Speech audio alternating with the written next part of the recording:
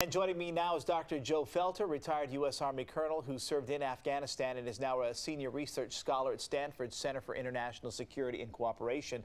Also, Samina Usman, government relations consultant at the Council for American Islamic Relations here in the Bay Area. Good to see you again, and thank you for joining us. We appreciate it. Good to be here, Brent. Thank you. So, Samina, I'll start with you. What does this do for the U.S.-Afghan relations? And, you know, you were here a while back, and we were talking about that in light of what happened with the Quran, and now you've got this situation as well. What does this do for the relationships, and how do the two countries kind of mend things and you know, remain partners and friends? Or Well, can they? This is definitely putting a strain on the relationship. I mean, 16 people were murdered, 9 of them were children, and not only were they murdered, they were burned thereafter. And this is coming right after the Quran burning controversy, where dozens of Qurans were burned, and even previous to that, there were numerous bodies that were being urinated on. So the Afghani people are definitely, they have mistrust for the military that's over there, and they are calling for the withdrawal. And not only that, but what does this say across the rest of the Muslim world as well? Because they're watching it. Does it make any kind of a statement about, I mean, are they starting to draw conclusions, right or wrong, about the character of the United States soldier? Well, they're wondering whether or not the NATO forces can keep the security, given that not only are they fighting the Taliban, they're also worried about what the U.S. military is doing to the Afghani people. So all around, this is not a good sign. This is not a good sign at all for the military security, and this is not a good sign for the stability in general for the country. And Dr. Felter, I was going to ask you, how do you handle this? As a former commander, you've got to look at how you need to deal with your troops still in the theater of battle, but also you've got to look at, what do I go out, how do I deal with the community? We're here in amongst this community. What do I do? Any thoughts and perspective on that? Thanks, Brent. Again, this is just a terrible, terrible incident, and from the president on down, we've expressed our sympathies, certainly to the families. And it's just a very sad day certainly for Afghans, but also for the coalition forces and everyone working in Afghanistan. But as a commander, certainly the senior levels, you want to make sure there's some accountability. And this individual has been held in pretrial confinement in Kandahar, and I suspect he will be tried to the fullest extent of the law. And we will inform our Afghan partners at every step along the way. And I've just heard what you've heard and what everyone has read, but it certainly seems like he will face a strict punishment. But at the lower levels, back to where this individual served, because this was an isolated incident, it does not reflect on the activities or the operations of the military writ large. You drive on with the mission. You continue to do the good work in the partnering with your coalition force partners and your Afghan national security forces.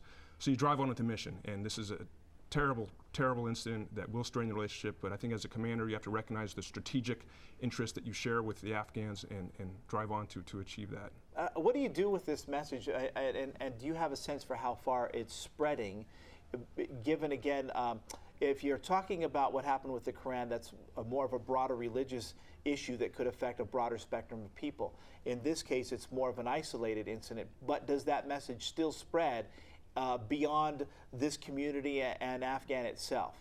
Well, it has been spreading.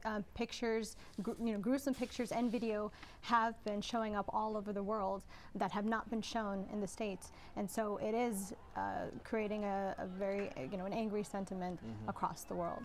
Can you talk about what this would mean for troop withdrawal? I know that call for everybody to come home is growing, and for that process to be sped up. Last we checked, President Obama says we've still got to stay with the plan, which is to have everybody out, I think, roughly September. Are there reasons, are there logistical reasons, are there security reasons, are there political reasons why something like this does not change, or does it change the game plan? Well, Brent, I think you hit on all the concerns, and certainly there will be a chilling of relations that we hope we can overcome.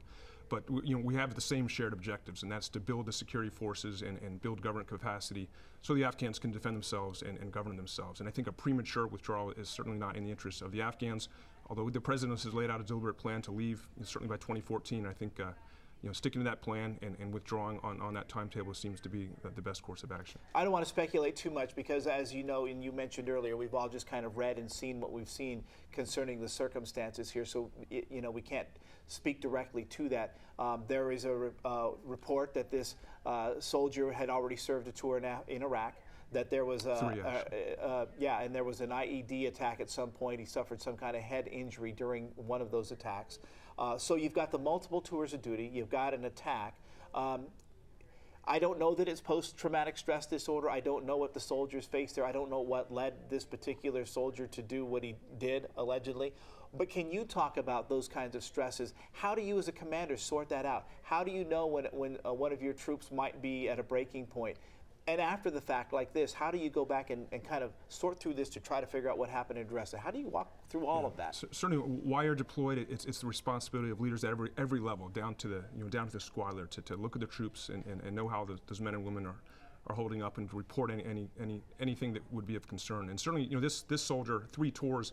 When you get back from a deployment, you see a healthcare professional, and there's a significant emphasis, I think, across the military now. There's no stigma attached to acknowledging that, hey, I may have a problem and I want to seek treatment. And treatment is more available now than it's ever been. But we have trouble. This is 10 years of sustained combat, and it's taken a toll. And we have to care about our soldiers and our returning veterans and providing this kind of care. But that said, there's just no excuse for this action, and I don't think anyone would attribute previous deployments as justifying this atrocity. And it all gets back, as we mentioned, to the calls for everybody to come home sooner. Samina, thank you for coming. Good to see you again. Dr. Felton, thank you so much for being here as well. I appreciate it.